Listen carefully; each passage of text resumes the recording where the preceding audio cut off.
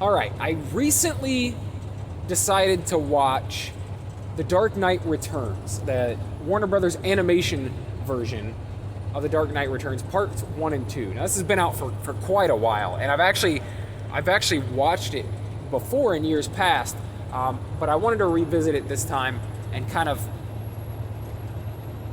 think of it through the lens of, like, how does this compare to the source material? And I gotta say, I think it holds up pretty damn well. One thing that I could be wrong on this, because I have The Dark Knight Returns in my comic collection, but I haven't read it in a few years. So I could be wrong on this. But with most of the Warner Brothers animation stuff, when they adapt a comic book storyline, a comic book arc like Hush or The Long Halloween or what have you, Batman Year One, they tend to change bits and pieces of it so as to give you a slightly different ending, a slightly different outcome, so that you can't solve the mystery. You don't already know who the killer is or what the outcome is, or how the story ends. And I feel like I said, I could be wrong about this. I feel like with The Dark Knight Returns, they did a much more direct adaptation of the source material. Now, they might have ended it a little differently, but I don't think so. I'm pretty sure the way I'm remembering it is it played out in pretty much the exact same way. And I'm really glad that they did, because while some things are good, like, for example, the adaptation that they did of Hush, I don't think I liked it as much. They ended up making it so that the Riddler was the man behind everything in the end, and that's who Hush was, and I didn't really like that. Same thing with The Long Halloween. I'm pretty sure they changed that up as well, who the killer ended up being in the end.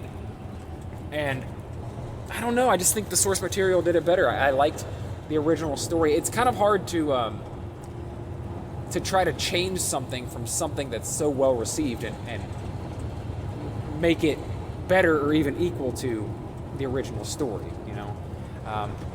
So, to my recollection, this was a much more straightforward adaptation, and I'm glad they did it that way, because it's such a seminal work. Like, it's Frank Miller's masterpiece, right? That is heralded as, like,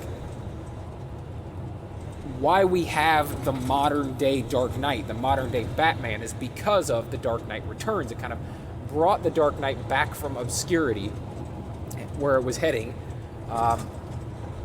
and made it relevant again, and introduced some different elements of Batman that we had either forgotten about or were not privy to in the past. So, his spin on the character, and on the other characters involved as well, Frank Miller's spin on the characters, his version of an older, retired, almost alternate reality version of Batman, ended up being the basis for most Batman work that we see still to this day, whether it's in comic books or film adaptations or animated series or what have you. Just such a fantastic work. Now, it's not my favorite. I don't think it's my favorite Batman story. I think The Long Halloween and might prefer The Long Halloween and Hush to the story, but I love what it does. Actually, you know what? I think I like Batman Year One better. If I want to go with Frank Miller works, I gotta say his Batman Year One for me is a more fun story, or at least a better story for my money, than The Dark Knight Returns. However, and yeah, I don't know if I think The Long Halloween is better, but it's on par. It's on par. But just the concepts that Frank Miller came up with are worth being heralded as some of the best Batman work ever done. That's 100% for sure. And to adapt this to an animated film, I feel like was a lofty goal, to make it as hardcore and it was just such such a tough, gritty version of Batman that I loved so much, and giving us like these different ways, like, you know, he takes out the Joker in the story, and we get to meet Selina Kyle as an aged woman running an escort service, and Commissioner Gordon, I don't even know how that dude's still alive at this point, but, you know, much older and going into retirement. I think bringing that into an animated film was brilliant, and like I said, an undertaking in itself. It's like, I think all you could do with that and not have it be hated was to just bring the source material to life, and I think they did it brilliantly. I don't think it could be done better. I don't think it could be done better in live action. I think animation was the way to bring it forth, and I think they did a fantastic job bringing that source material to life and staying true to Frank Miller's vision of the Dark Knight. I loved, you know, originally in the comics, it's split into basically two large stories. It's a 4-part comic series, but it's basically two stories, right? Parts 1 and 2 are like the mutant gang story, and parts 3 and 4 are basically Russia and Superman and you know,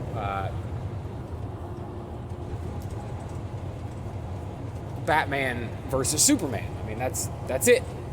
And I've always loved that idea, and I love the moment when Bruce says to Clark, like, I just, you know, you're not going to die, I'm not going to kill you. I just want you to always, throughout your life, remember that I was the one man that beat you. God, that's such a good, like, it's such a good line, it's such a good idea to put in there. Because it's inconceivable, right? Like, when I was a kid, I always thought, like, there's no way, who could beat Superman? Really, no one could beat Superman, but, you know, with the right intellect and the right gadgets and the right amount of kryptonite, it's entirely possible. And who else to do it but the Dark Knight? Anyway, I'm getting more into, like, the comic book source material, but I thought that the way they split the Dark Knight Returns animated film into 2 parts was perfect. Whereas, like I said, the source material was split into 4. I thought it worked brilliantly that they split it into 2.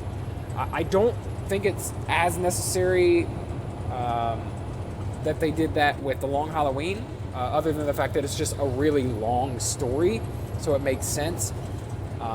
But it makes way more sense to do it with The Dark Knight Returns, because it literally does, it feels like 2 different stories. In fact, if you read the book and watch this film, they make note of the fact that 3 months separate these 2 individual stories. So it's like one story takes place over the course of days or weeks, and then there's a 3-month break, and then another story takes place.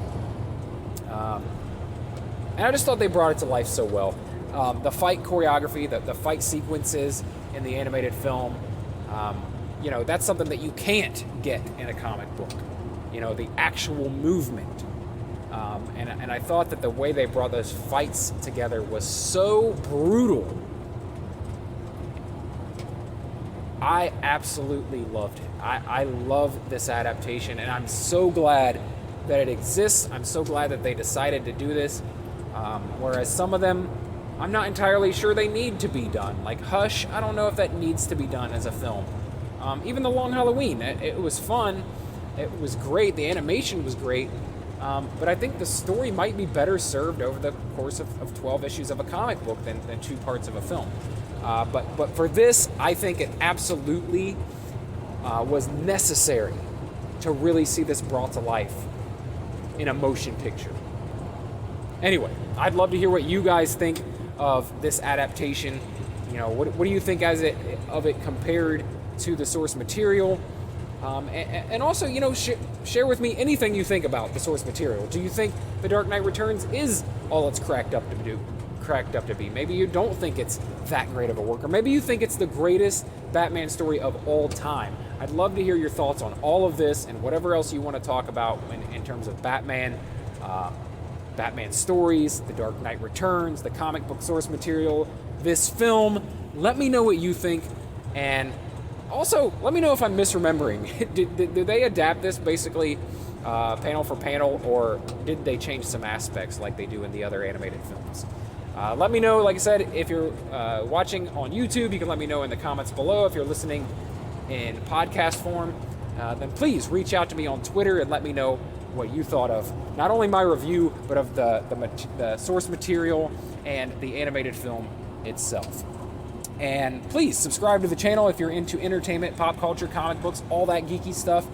If you're into that, that's basically what I do here. I talk all the things that I love, and it's a lot of entertainment, pop culture, geeky stuff. So if you're into that, subscribe for more. And if you decide to subscribe and stick around, then I'll talk to you again tomorrow. Thanks.